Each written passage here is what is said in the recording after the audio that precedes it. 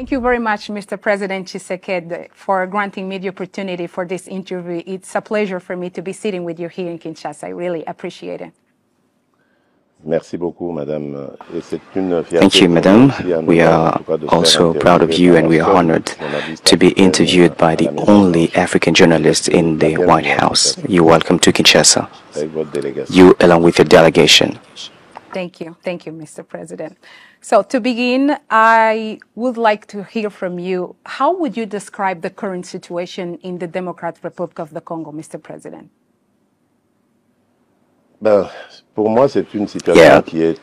This is an unjust situation as it's imposed to us. We are victims. We have started so many sites in the Democratic Republic of the Congo. The first one was the one which was consist of building peace.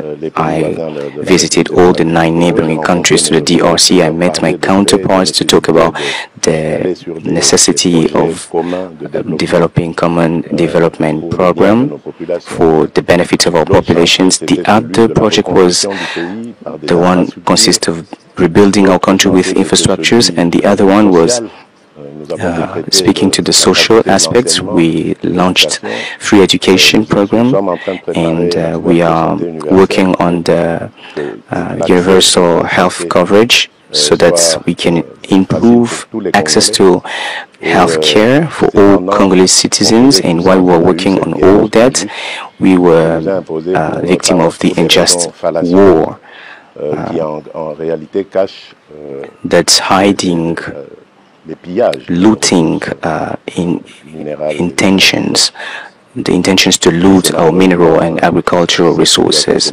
This is unfortunately the unjust situation that we are experiencing. You mentioned a few times injustice and victim. What would you like the international community to better understand about this conflict? Something that maybe it's often overlooked or misunderstood. Well, the international community should understand that this started from the genocide from Rwanda in 1994.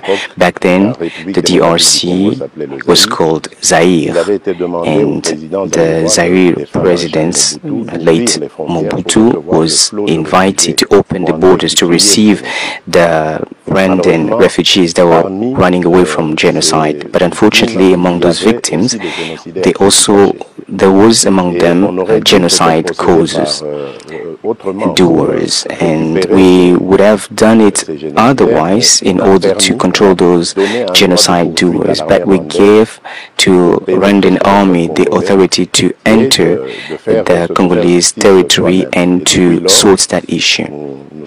And from that time on, the crisis started in the DRC, and the international community have forsaken us. And we are victims, and we have millions of victims recorded since then. Now, we believe that the international community ought to take side with us and help us sort this situation. That's why I would like to hereby thank the Trump administration for the efforts they are doing, and I'm even convinced that this will be successful. And I really want to say that finally the international community, through the United States taking the lead, have understood that they needed to help the DRC people. Let's then talk about this upcoming peace deal signing ceremony. What is this peace deal about? Can you explain? Well, there is nothing magic in this agreement. As I just said, it's all about the awareness within the U.S. administration, the awareness on the conflicts that exists for about 30 years and which has caused millions of victims. So, just like any other initiative, it consists of ending the war and achieving the unconditional withdrawal of all the armed groups and all. In addition to that, we also have to come to a solution to this war, which is basically an economic war. And just to give you background, I just said it. This is something I've tried to do when I took office in 2019. I went and paid visit to neighboring countries. And back then, there was Rwanda and Uganda and Burundi that were the most concerned, because back then Burundi also joined Uganda and Rwanda against the DRC in order to suggest this deal between us and see how we could be able to move towards a cooperation based upon economic exchanges instead of fighting, having these tensions, useless tensions that would have consequences on the stability of the region. Unfortunately, in 2022, Rwanda went on war against us, and Uganda understood that we are now building good relationship with President Museveni, and Burundi, thanks to President Ndayishimiye, they have also considerably improved their relation with DRC. They are now a sister country. Now we hope that with the mediation of the US administration, this peace will come true. Why do you think President Trump is so interesting to bring peace to DRC? Why he's working so hard to bring peace to DRC, in your point of view? D'abord parce qu'il l'a annoncé. First and foremost, because he announced it. Ensuite, parce que and then, President Trump represents the first world power. The US are actually the leaders, and everybody knows the influence of the US. I was talking about the international community, and I believe that the United States has some responsibility in what's happened in the region. This might not be to mean that they are guilty, but they have the responsibility, which is that they trusted a regime, Rwandan regime, that was involved in the genocide, and as they were trying to correct the mistakes they made, they even caused other mistakes and other crises in the DRC. And I think this awareness from the US administration will change the tide. As you know, Mr. President Trump eagerly desired to bring peace to DRC, as he personally told me many times. And he put together this specific team that has been working really hard to push this deal to really happen. And he not only wants to bring peace to DRC, he also wants to end the war between Russia and Ukraine. He's looking the situation in the Middle East. And my question for you, Mr. President, when we see peace finally reach DRC, are you considering to be the first African president to nominate President Trump for a Nobel Peace Prize? Pakistan just did it, by the way. Quand est-ce qu'elle interviendra, ça c'est Dieu seul qui sait. When will we achieve peace? God alone knows.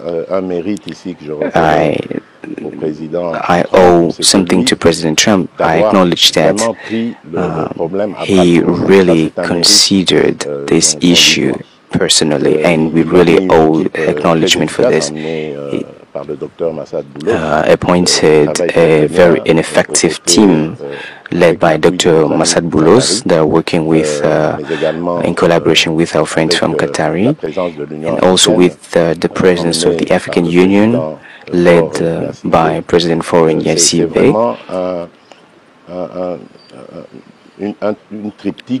Well, this is something that's progressing very well, and now we are at the point of the principal agreement. A set of principles have been selected for the agreement, and if everything goes well, by the end of next week, both of our foreign ministers from Congo and Rwanda would meet in the United States to sign more than principal agreement, and then we will come to endorse around President Trump in the United States. But I don't know when that would take place. It will depend upon both the progress of the events on the ground, but also it will depend on the U.S. agenda. As we know that the U.S. are involved in so many issues. You talked about the Middle East, and you talked about the war between Russia and Ukraine, and we also have the conflict between Rwanda and the DRC. So it will depend on those, but I think this might take place around mid-July. But then after that, I believe if they manage to achieve this, to end an unjust conflict that has caused thousands and hundreds of thousands of were dead. And some people would say that this war has caused more dead than the Second World War. And I think if President Trump, thanks to his mediation, managed to definitely end this war, he would really deserve this Nobel Prize. I would go the first to vote for him. And Mr. President, as we know, the narrative about the Democratic Republic of the Congo around the world is not good. Many people see this country as a very corrupted country and with problems with bad governance. When this peace deal is finally reached, are you planning to lead a very deep work combating corruption in this country? No, not at all. Let's talk about this issue on corruption. Generally, the DRC is stigmatized. Of course, corruption exists everywhere in the world. Even in democratic countries everywhere here, you would hear about corruption cases. So this is not something that is very specific to the DRC alone. And then you have to know that there are multiple items that are to be considered in our country when you talk about this corruption. The first thing is behavior. During all these recent years, we have considered issues with behaviors. Consequently, corruption is very key and very obvious in Africa, Congolese people. And then we also have this legal system of the country, which should see to sorting this issue. And we also have the social conditions, meaning the salaries that are making it difficult for other people to eat ends to mouth. And this is something that we have started working on since I took office in 2019. We started fighting against that. I have established multiple mindset change mechanisms, and there is a unit that's focused on that, and there is another one that's fighting against corruption via sensitization and denunciation. I started reforms, and today I think it's not perfect yet, but still we are working on it. Have you seen progress? Yes, of course, with recorded progress. I will mention that the third element is the revenues. When I came to power, the budget of the DRC was around $1,000 billion, and today we have tripled this amount, and today we are able to collect that thanks to the mechanisms that we have established. We have collected more revenues, and we are also going to mobilize our efforts as we have to diversify our economy. We are going definitely to enlarge our we're going to have the possibility to improve the effectiveness of the justice and the legal system, and this would enable us to reduce the impact of corruption on the economy. So we just need some time, and we also need peace and stability. This will allow for us to achieve all this. That's why the deal, as we were talking about that, the economic deal with the United States is well perceived here, as this will allow for us to not only extract our minerals and to also assign responsibles for those, but also to process them and transform them locally by improving our energy capacity of transforming or providing value addition, creating job and wealth, and this will allow for an economic development, and this will have impact on the mindset of the Congolese people, as I just said, and this will allow for them to work for the development of their country instead of corrupting the economic system. So that's it. We just need some more time. We need concentration. We need peace and stability. President, the peace agreement, the peace that will come to DRC will bring a lot of opportunities for investment. Are you considering to boost this fight against corruption? Because there is many investors that will be looking to come to DRC. But the current situation is not the best. Still, corruption is there, even though President mentioned there is a lot of effort being done to fight corruption. But are you planning to boost this fight against corruption? Of course. But we did not wait for this economic deal to launch these initiatives. I'm already talking about what we've done with our Chinese friends. When I came to power, I saw injustice in the partnership that China signed with the government, and I sorted that injustice. I traveled to China and I spoke with the leadership, and I told them that I was expecting a win-win partnership, but unfortunately I noticed that here China was taking most parts of the benefits than the Congo, and our Chinese friends accepted to review that, and now we are trying to rebalance things regarding that. Now, of course, this deal will have impact on not only the life standard, the living standards of the Congolese citizens, but also regarding the behavior, the mindsets, which is very vulnerable to corruption. When you have financial capacity, you are less vulnerable to corruption. So that's it. And how do you plan to ensure security for foreign investors in the areas that were in conflict?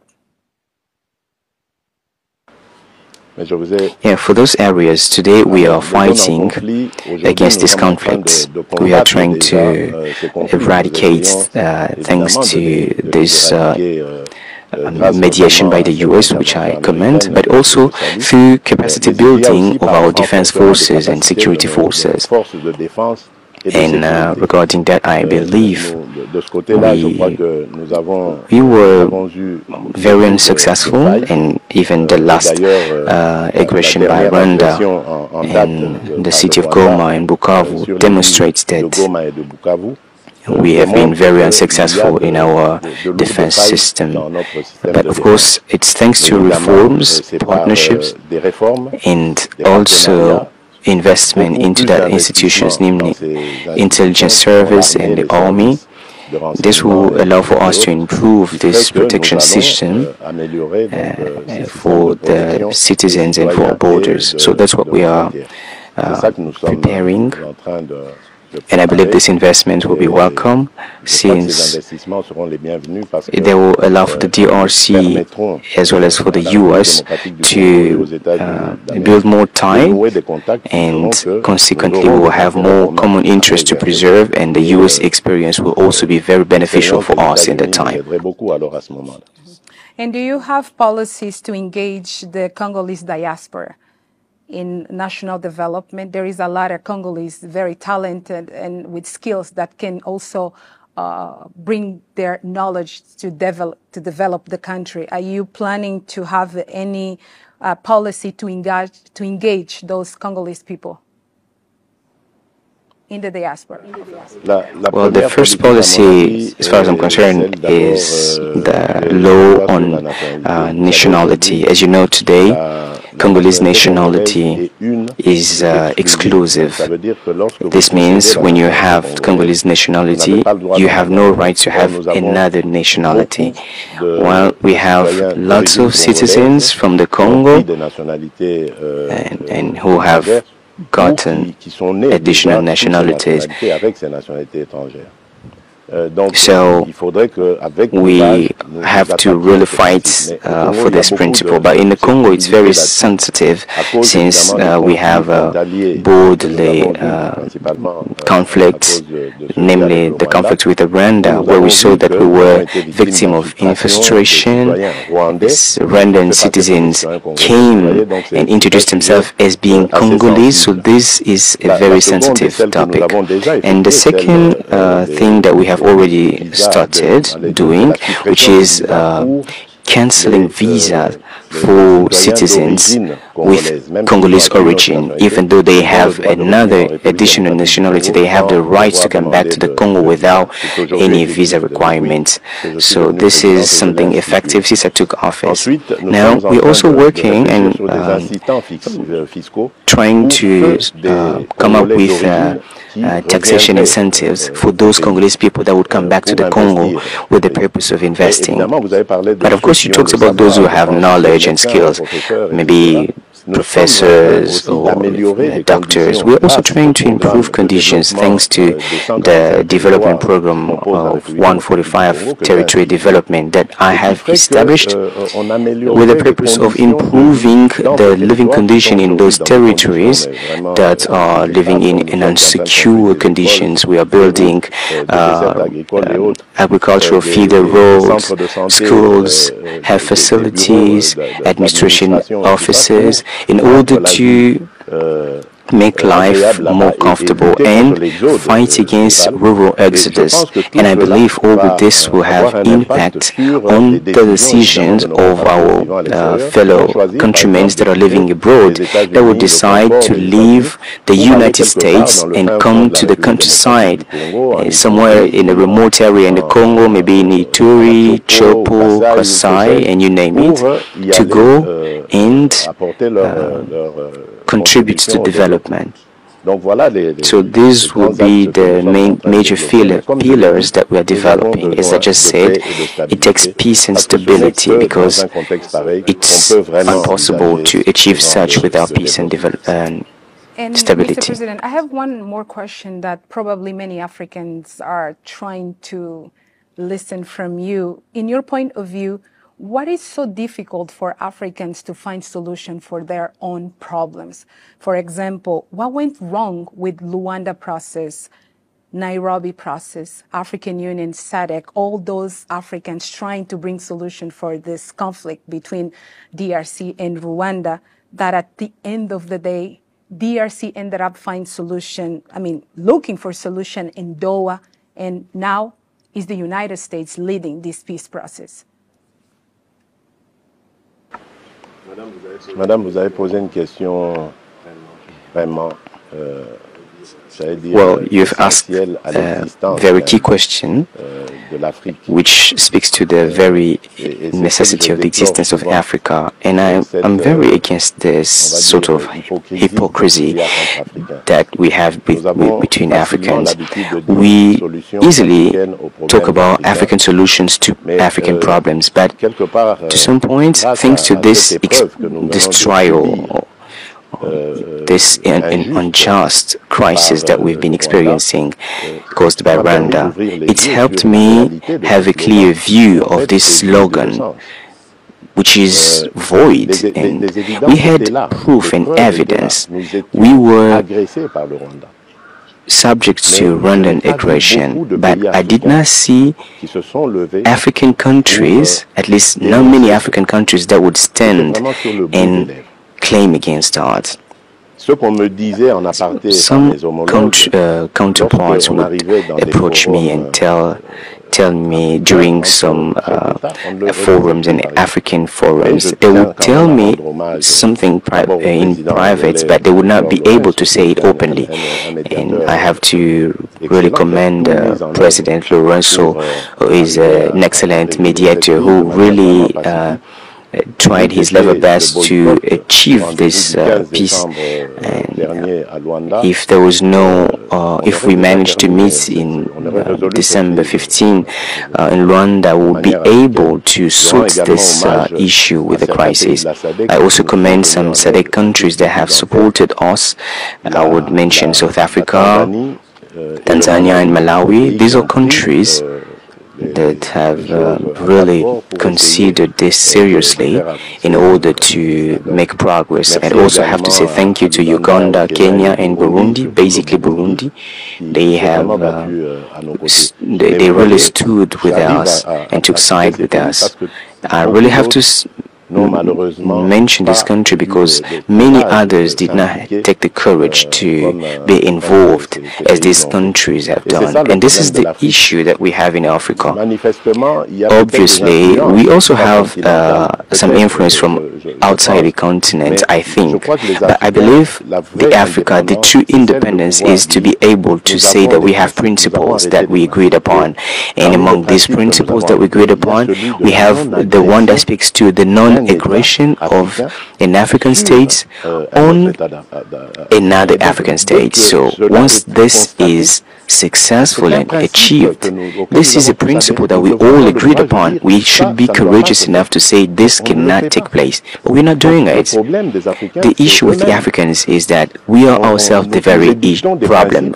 We are accepting and agreeing upon principles that we do not abide by. When I took office in 2019, there was a resolution that read, in 2020, the objective would be to silence the arms and weapons in Africa.